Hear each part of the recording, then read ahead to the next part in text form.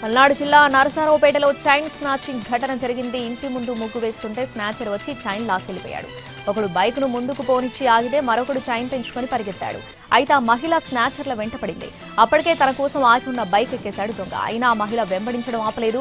అంతలోనే accelerator race చేశాడు. Bike నడుపుతున్న వ్యక్తి ఓ గోడను ఢీకొట్టబోతున్న సమయంలో వెనకాల కూర్చున్న దొంగ కాలర్ పట్టుకుని గట్టిగా లాగింది బాధితురాలు.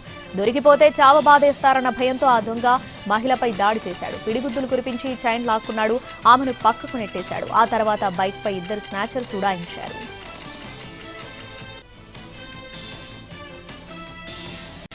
పల్నాడు జిల్లా నరసరావుపేటలో చైన్ స్నాచింగ్ ఘటన జరిగింది. ఇంటి ముందు ముగ్గు వేస్తుంటే స్నాచర్ వచ్చి చైన్ లాక్కెళ్లిపోయాడు. ఒకడు బైక్ను ముందుకు పోనిచ్చి ఆగితే మరొకడు చైన్ తెంచుకొని పరిగెత్తాడు. అయితే ఆ మహిళ స్నాచర్ల వెంట పడింది. అప్పటికే తన కోసం ఆగి ఉన్న బైక్ ఎక్కేశాడు దొంగ. అయినా ఆ మహిళ వెంబడించడం ఆపలేదు.